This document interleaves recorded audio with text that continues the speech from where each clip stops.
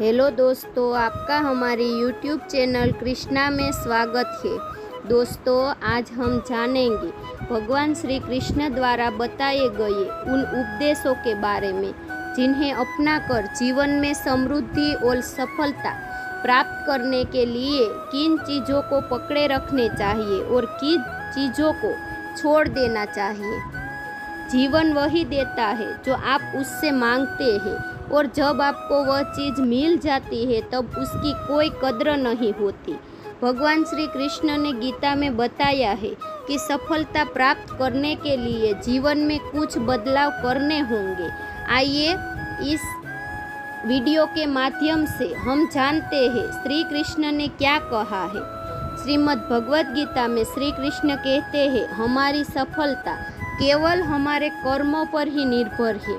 जीवन में हमेशा हमें कुछ न कुछ चाहिए ही होता है, यह हमारी प्रकृति है। अब इन सब आशाओं और महत्वाकांक्षाओं को पूरा करने के लिए कर्म तो हमें करने ही पड़ते हैं।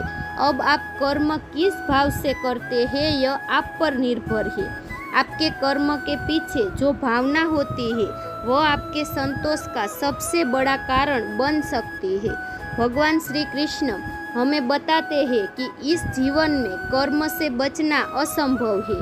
अब कर्म आपके मन को भाने वाले हो या मन को जलाने वाले हो, मनुष्य जीवन की नीति कर्म है। जीवन का आधार कर्म है। अगर आप मोह में बंधकर कर्म करने से मना कर देंगे तो परिस्थितियाँ ऐसी हो जाएगी कि वे आपसे वही कर्म करा कर रहेगी। यह वैसी ही बात है जब अर्जुन कुरुक्षेत्र के महायुद्ध के बीचों बीच अपने अस्त्र डाल देते हैं, क्योंकि कुछ क्षणों के लिए अर्जुन इस मोह में बंध जाते हैं कि अस्त्र उठाने से वह अपने कुल का, अपने संबंधियों का विनाश रचेंगे। तब शायद अर्जुन को कर्म में न संतोष मिल रहा था और न आनंद। इस अवस्था में भगवान श्री कृष्ण पार्थ को बताते हैं कि अगर हम कर्म से मुंह मोड़ लेंगे तो इसका अर्थ यह नहीं कि हम वह करने से बच जाएंगे। कर्म से आप केवल तब तक बच सकते हैं जब आप उसको करके उसे पूरा करें। अब यह आप पर है कि आप अपने कर्म को धर्म समझकर या बोझ समझकर करें। आपके कर्म को आप कौन सी भावना से करते हैं वह पूर्ण रूप से आप पर है, लेकिन करना तो पड़ेगा ही, इस तरह या उस तरह। देखिए, बोझ समझकर करेंगे तो जीवन भारी और कठोर लगेगा। धर्म समझकर करेंगे, सेवा भाव से कर्म करेंगे तो ऐसा लगेगा कि आपके हाथों में भला हो रहा है। यह ऐसी ही बात है कि आप जो सेब या अनार या संतरा खाते हैं वह इसलिए खा पाते हैं क्योंकि दूर किसी माली ने अपना कर्म किया था। जैसे उसके कर्म का फल आप खा रहे हैं, वैसे ही आपके कर्म से किसी और को कोई सहायता मिल जाएगी। यह क्या होगा, कैसे होगा, यह जानना असंभव है। पर साधारण से साधारण मनुष्य भी अगर अपने मन में यह विश्वास बना ले कि उसके कर्म से किसी का भला हो रहा है, तब उस कर्म में धर्म और सेवा दोनों ही मिल जाते हैं। हम सब इस बात को किसी न किसी रूप में मानते ही हैं और करते भी हैं। जैसे जब हम ऐसी नौकरी करें जो हमें उतनी पसंद नहीं होती, लेकिन उस नौकरी से हमारा घर चल रहा हो या हमारा परिवार खुश रह रहा हो, तो हम हमारा मोह छोड़ देते हैं। इसी कर्म में धर्म का भाव भी मिलता है। भगवान श्री कृष्ण हमें समझाते हैं, हम समाज में रहते हैं तो उसके प्रति हमारा कुछ उत्तरदायित्व और कुछ कर्तव्य भी होते हैं। जैसे अच्छा नागरिक होना, अपने माता पिता का ख्याल रखना, अपने बच्चों की अच्छी परवरिश करना, ये कर्म भी है और हमारा धर्म भी है। इसलिए अगर मन इस विचार से डगमगा उठा कि आप यह सब कैसे करेंगे, तो ऐसे नकारात्मक विचार छोड़ दीजिए। इसकी जगह पर यह विश्वास रखिए कि अगर इस कर्म का उत्तरदायित्व भगवान ने दिया है तो करना, उसको करने का सामर्थ्य और धैर्य भी भगवान ने आपको ही दे दिया है। किसी भी चीज़ को समझने के लिए सबसे पहले मन को शांत रखना चाहिए और फिर काम पर ध्यान देना चाहिए, क्योंकि हम मन से ही प्रश्न खोज लेते हैं और मन में ही जवाब देकर बैठ जाते हैं। भगवान श्री कृष्ण ने मन को शांत रखने के लिए भी 2 चीज़ें बताई है। भगवान श्री कृष्ण भगवत गीता में कहते हैं, मन का बेचैन होना उनका स्वभाव है। हमारे मन को लगता है कि अगर वह अलग अलग बातों के बारे में सोचता रहेगा तो हमें आने वाली हर मुश्किल और मुसीबतों से बचा लेगा, पर ऐसा होता नहीं है।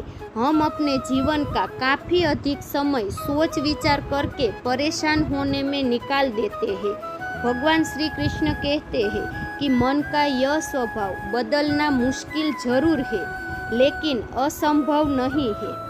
अच्छा, अब आप एक बात बताइए, क्या आप कोए को कह सकते हैं कि वो काँव काँव की आवाज़ ना करे, या फिर क्या आप किसी मेढक को कह सकते हैं कि वह पानी देखते ही ऊंची छलांग ना मारे? हमारे मन का भी कुछ ऐसा ही है। जीवन में कुछ भी होता है, अच्छा या बुरा, हमारा मन उस पर काँव काँव काँव करने ही लगता है। काँव काँव से मेरा मतलब है चिंता करना, व्याकुल होना। कोई बुरी बात होती भी नहीं है और मन परेशानी की ऊंची ऊंची लपेटें लेने लगता है। कभी कभी तो मुझे ऐसा लगता है कि हम में से कई लोग सिर्फ परेशान होने के लिए जीते हैं। सारे परेशानियाँ, पीड़ा, दुविधा अक्सर हमारे मन की बनाई हुई कहानियाँ ही है। भगवान श्री कृष्ण हमें हमारे मन को शांत और स्थिर करने के लिए 2 उपाय देते हैं। पहला, ध्यान लगाना या मेडिटेट करना। दूसरा, वैराग्य भाव सीखना। अब ध्यान या मेडिटेशन शब्द सुनते ही आप में से कई लोग कहेंगे कि आप आंख बंद कर सांसें अंदर बाहर नहीं ले सकते। यहाँ हम सब गलती कर बैठते हैं। मेडिटेशन या ध्यान का मतलब सिर्फ आंख बंद कर बैठना नहीं होता। मेडिटेशन का मतलब होता है अपना पूरा ध्यान किसी चीज़ पर लगाना और उसे हटने नहीं देना। अगर आप रोटी बना रहे हैं तो सिर्फ उस बात पर ध्यान दीजिए। अगर आप पिक्चर देख रहे हैं तो अपना पूरा ध्यान पिक्चर पर लगाइए। यह मत सोचिए कि पिक्चर देखकर आप अपना कितना वक्त बर्बाद कर रहे हैं। जब आप जीवन के हर छोटे बड़े काम को पूरे ध्यान से करते हैं तो आपका जीवन ही एक मेडिटेशन बन जाता है। ऐसे जीवन में शांति, स्थिरता, साहस और सफलता का होना अनिवार्य है। वैराग्य भाव दूसरा उपाय है। वैराग्य का अर्थ यह नहीं कि आप सब कुछ छोड़कर जंगल में जाकर बैठ जाइए। वैराग्य का सच्चा अर्थ है कि आप जो काम कर रहे हैं उसका क्या नतीजा या क्या रिजल्ट निकलेगा उसकी चिंता ना करें। जैसे अगर आपने कोई इंटरव्यू दिया है, आप यह कर सकते हैं कि पूरे मन से तैयारी करें और अपना बेस्ट देकर आ जाए। वह नौकरी मिलना या ना मिलना आपके हाथ में नहीं है। इस नतीजे के पीछे अलग अलग चीज़ें हैं जो आपके बिल्कुल कंट्रोल में नहीं। तो जिस चीज़ के बारे में आप कुछ कर नहीं सकते उसके बारे में चिंता भी ना करें। यही वैराग्य का सच्चा मतलब होता है और यही है भगवान श्री कृष्ण का दूसरा उपाय, मन को चिंता की लपेटों से बचाने का। याद रखिए, आप पूरे के पूरे इंसान हैं।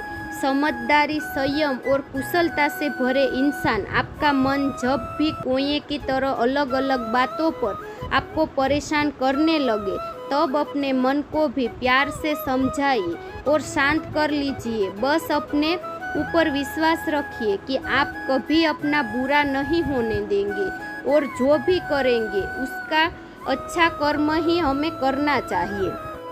तो दोस्तों, यदि आपको यह कहानी पसंद आई तो इसे शेयर और लाइक ज़रूर करें। साथ ही और भी धार्मिक कहानी को या कथा को सुनने के लिए हमारी चैनल को सब्सक्राइब करना ना भूलें और नीचे दिए गए कमेंट बॉक्स में हमें ज़रूर बताइए आपका इस कथा के बारे में क्या ख्याल है।